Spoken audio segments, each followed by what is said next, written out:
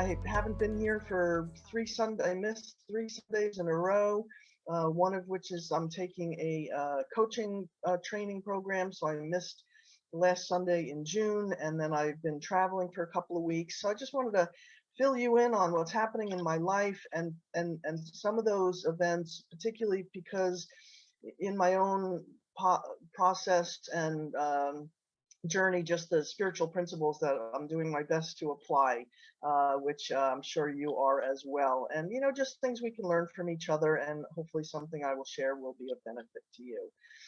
So, one of the first things, as some of you may know, is I have moved. I've been living in the Bay Area, various places in the Bay Area since 1990. Like, I guess that's 32 years now. And for the past 12 years, I lived in a flat in San Francisco. And unfortunately, for the past 8 years, living with a flatmate, that we just really weren't very compatible. And particularly because she was not very communicative and had various kinds of habits and needs that just didn't work for me. So finally, I figured out a way. Granted, my rent went up, but I found a way to create a new, wonderful living situation for myself, which happened to be moving in with a person that I know very well. Actually, been in spiritual community with for over 20 years. He's a gay man. He's also a person that I work with. Some of you know my other job is in addition to transformational therapy, I also do some bookkeeping work, and he's my bookkeeping mentor. And so I am living over here on Hartford Street in San Francisco, which is right in the heart of the Castro. It's really kind of amazing. And I moved in here like 2 weeks before Pride, so it was like kind of fun to be able to walk over to Forest Park on Pink Saturday and just enjoy the festivities. And so I'm very grateful to my good friend Dave for welcoming me. And it's a really good situation for both of us because, he also has been craving really, good connection. I mean, he's had a few different roommates. I helped him move into this place like 10 years ago, and but he hasn't really jived completely well with all of his previous flatmates. So he was really looking to live with somebody that would interact with him and welcome him, be social with him, and I have also been looking for a better situation. So it's really working wonderfully for both of us. And again, it's only been a few weeks now, but we take turns cooking dinner and just various things. And this, again, so I'm giving my gratitude for, creating this for myself. It's a big, beautiful flat. The light is wonderful. There's redwood trees outside my bedroom window here that I can hear swaying in the breeze, and it's quiet at night, even right here in the heart of the city. So there's so many things that I'm grateful for this wonderful new living situation.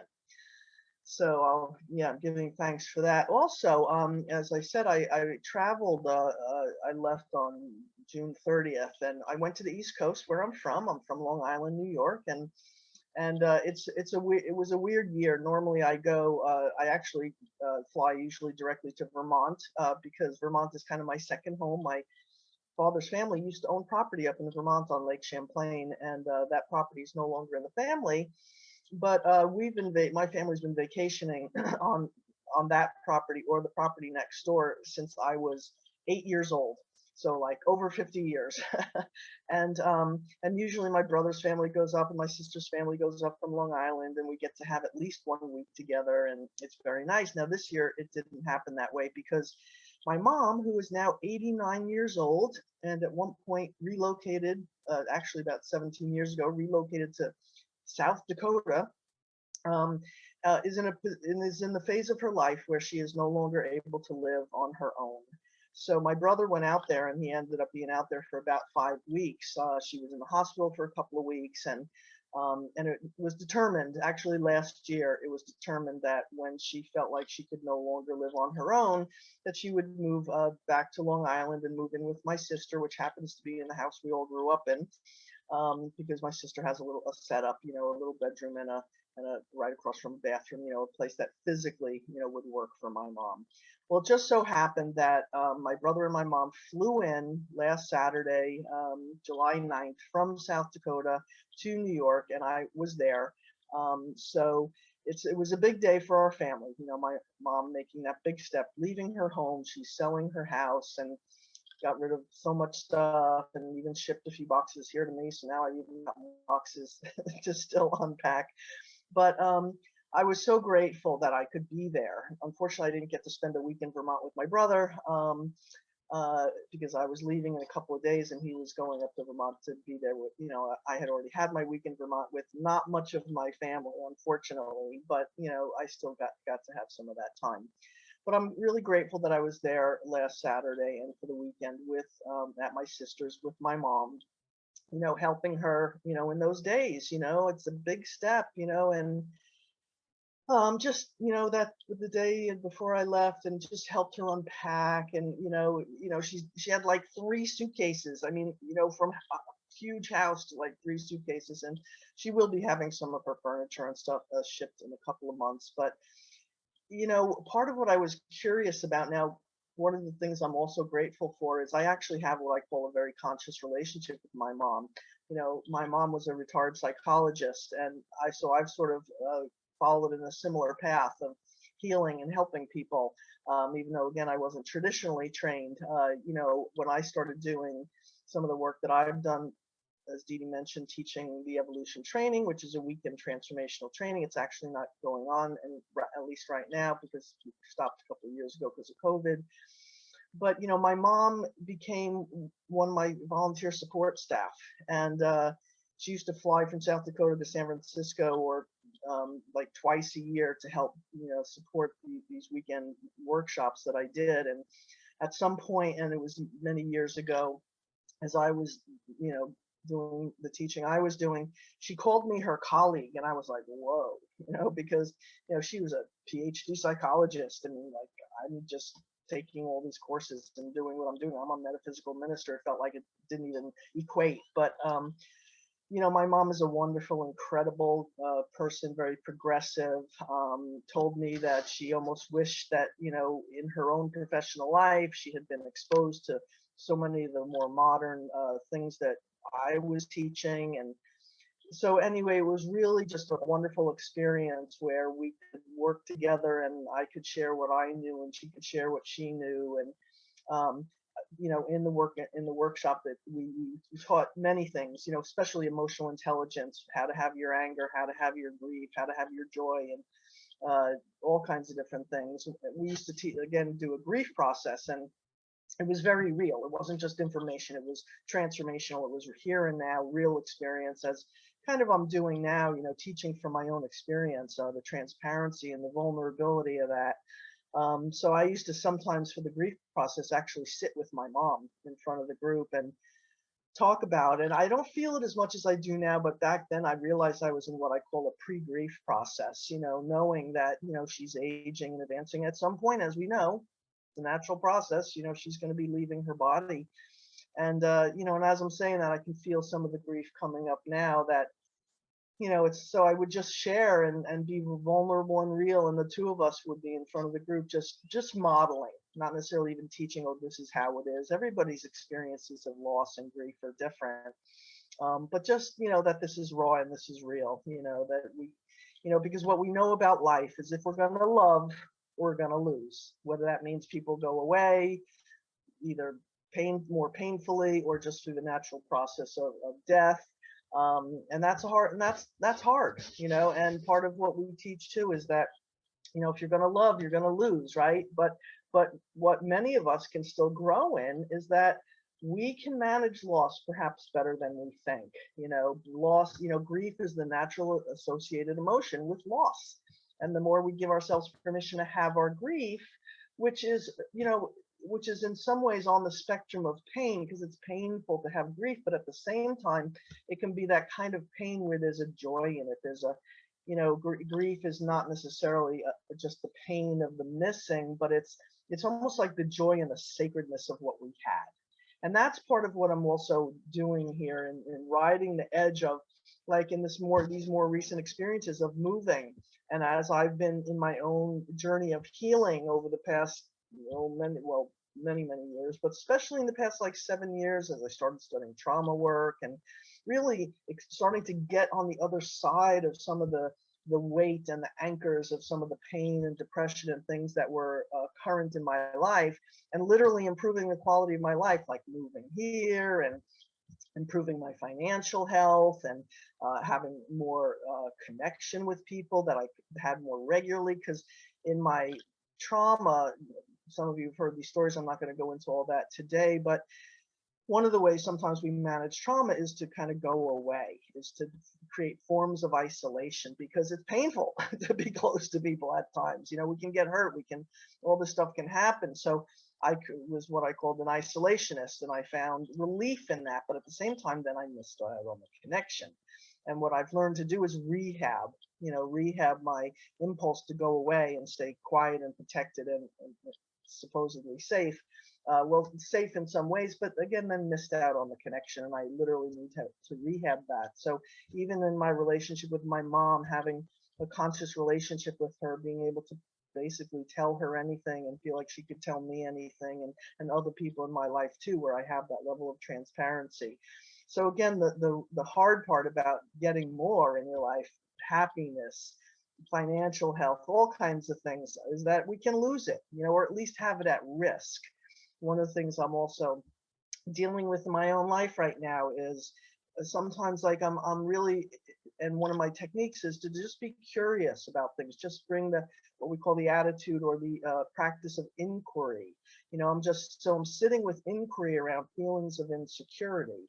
um, just that, because if we're gonna, again, if we're gonna create more in our life of whatever that is, there's always the risk that it'll at some level go away. And it doesn't mean it always will. So for me, I'm riding that edge of these insecurities and wondering to what extent it's because, like as Dee Dee shared earlier, when manifesting, like how do we manifest and create, things we want in our life, or just recognizing that things could go away, or so I'm sitting with some of that, like because one of the actual experiences that happened to me, unfortunately, in the last few weeks when I've been living here, is for the 7 year, I have a car that I've had for 7 years now, and as many of you know, cars get broken into a lot. Now, I did put an alarm in my car pretty soon after I bought it. And where I lived in my previous place, I was so grateful that for 7 years, my car, people's car was getting broken into and all that stuff, even if you don't leave anything in your car. My car never got broken into, and I sometimes wondered how come, why is, and I thought it was probably because I had the alarm, and it had one of those little red lights so people could see that there was an alarm. So they, didn't break into it, because it's going to make a big noise, if they did that. So, but a few weeks ago here on my new street, my car, it didn't actually get broken into.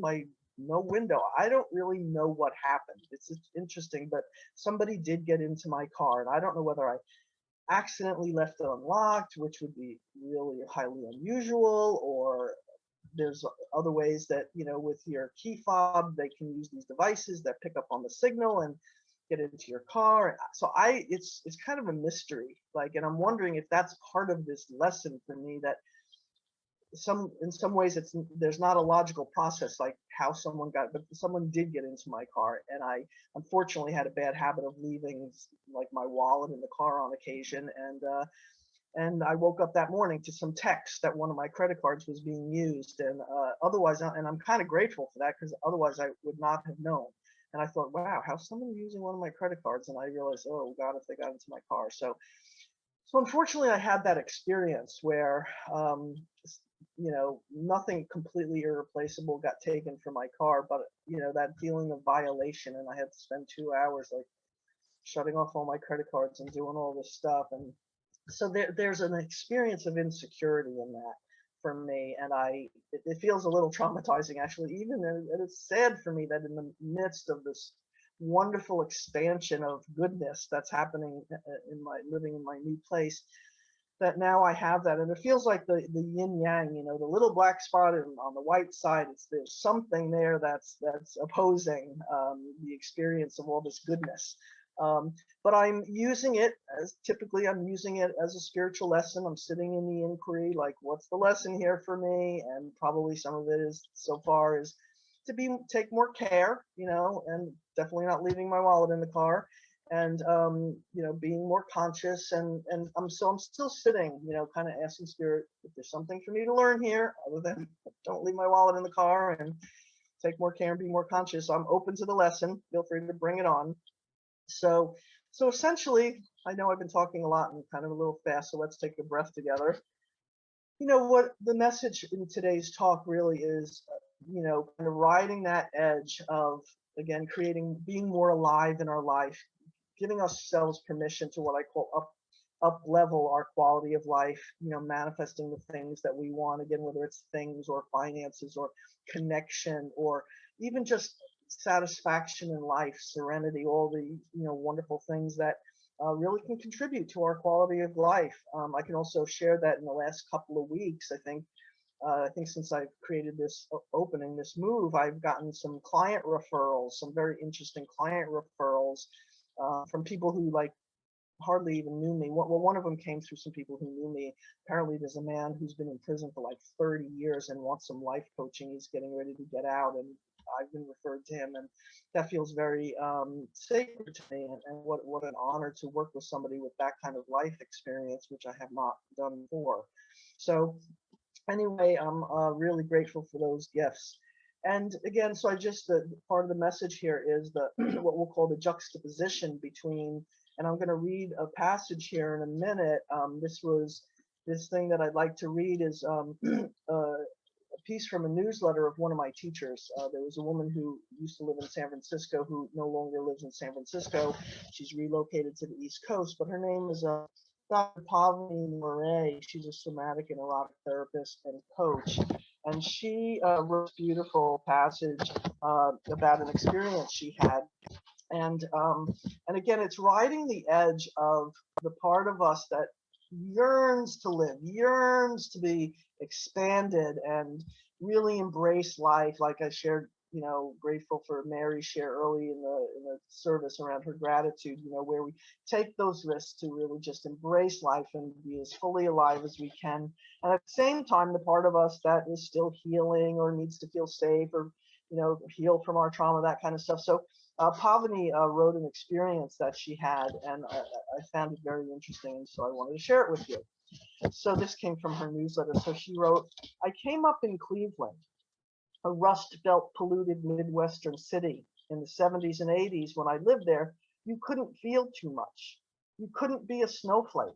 Snowflakes got pounded into the asphalt of the playground, which was gooey in the hot summer. Snowflakes had their bikes stolen. Snowflakes were tormented and brutalized.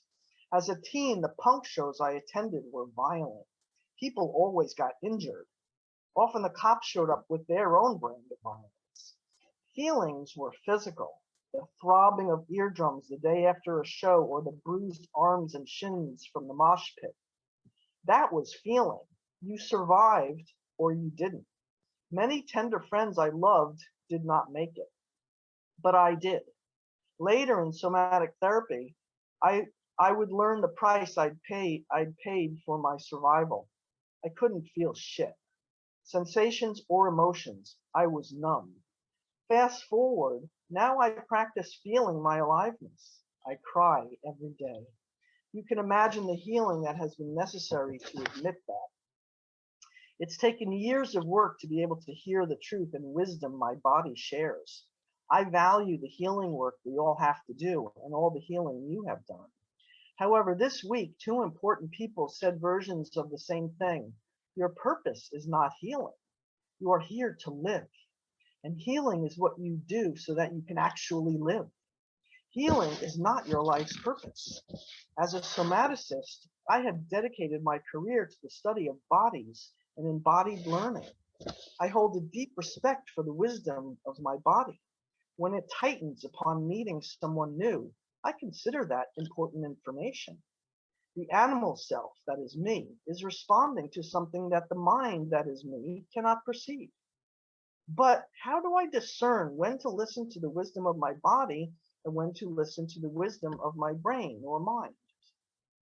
Because while I want to listen to my body, I do not want to be at the mercy of my traumatic responses. The story I'm about to share highlights the importance of both your mind and your animal body. My partner Ari arranged a hot air balloon ride as a birthday surprise. Ever since I can remember, I have longed to go up in a hot air balloon. Around the age of 9, I read The 21 Balloons, a novel by William Penne Dubois, published in 1947. The story is about a retired schoolteacher whose ill-fated balloon trip leads him to discover Krakatoa, an island full of great wealth and fantastic inventions. It sounded so beautiful and magical to fly high above the world, blown by the wind, no control of your direction. It is an act of faith that you will return to the earth and land intact before running out of fuel. When we lifted off the ground, gently floating upward, I was fine for the first 10 feet. The sensation was gentle, pleasant, like being floated in a warm pool of water. Someone safe holding up your body. By 20 feet in the air, my body started to freak out. It was it was at it was at about 50 feet when I had to stop looking at the ground, raising my chin and squinting so I could only see the mountain in the distance, a familiar and comforting view. Riding in the balloon, I had to use the manual override to not do what my body insisted. The conversation between my body and brain went like this. Body, oh shit, we're gonna die. Get down, get down, get down, get down in the basket. Brain, love, we may die, but it won't be because we are standing in the basket and not crouching. Body, if you make me stand, I am going to lock every muscle. Brain, okay, sweetheart, that's fine. Body, no, I'm serious. I am gripping on as hard as I can. The edge of the basket, Ari's overalls, the rim of the fuel tank. Brain, sure, go ahead and grip on, but you aren't going to fall, you know. Body, ah, this is terrifying. Get low now. Brain, I know you are, brain, I know you are scared, my sweet. I love how she speaks to herself. This is great. I know you are scared, my sweet and precious, but your fate was sealed the moment you stepped into the basket. This is like a metaphor for life, right? You will survive or not, but in the meantime, let's be present for this incredible once-in-a-lifetime experience. Halfway into the voyage, the panic lessens. My compulsive gripping stops. I let go of Ari enough to drink some water. The urge to kneel evaporates. I'm in love with the floating clouds as we drift silently over the mountain tops. The sacred world is lovely. The trauma gurus on Instagram have huge followings because people need to heal. There is another more insidious factor though. Trauma is compelling. It's highly marketable, profitable. As much money as I could make off your trauma, I don't want to anymore. I want to relish being alive and be compensated for teaching folks to savor life while you have it. It's trauma that made me cleave to the edge of the basket. Trauma that inappropriately grooms our instincts so we think we should hide when we have the chance to fly. But the gripping would not save me in a crash. The cleaving to anything, again, here's metaphor for life. The cleaving to anything, the basket, an identity, a narrative, will not save you as you float in the wind, blown by a force you cannot see but can wholly feel. Moral of the story, clench all you want. You are still in a metaphorical basket, 5,000 feet above the ground, having no idea where and when this journey will end or how. You can practice trust and letting go even as you cling to the edge. And we should. These do not have to be binary. Sometimes you listen to your body. Sometimes you have a conversation between your body and your brain. So you can live and enjoy and not just survive. So I hope this something I've said today has been valuable for you. Again, the primary message here is to do our best, of course, to heal our past patterns, our traumas, our wounds, and we can do that. We really can complete painful experiences. But the main message here again is to the best of our ability, always put our attention on the other side of this threshold and look into life and to do our best to embrace life and allow life and give ourselves permission to be as fully alive as possible, the good, the bad, the ugly, and the beautiful. And also particularly recognize that our relationships, our connections, all of us just being here this morning, and all the ways that we are connected with people in life, friends, therapists, loved ones, family, and to the best of our ability, remind ourselves of the truth of who we are. You know, that we're infinite beings having a temporary human experience. The truth of who we are is precious and good, and we were made to live. I mean, part of it is healing, but we are made to the best of our ability to embrace all the precious gifts of life. So again, I hope that something I shared this morning is valuable to you, and thank you for listening to me.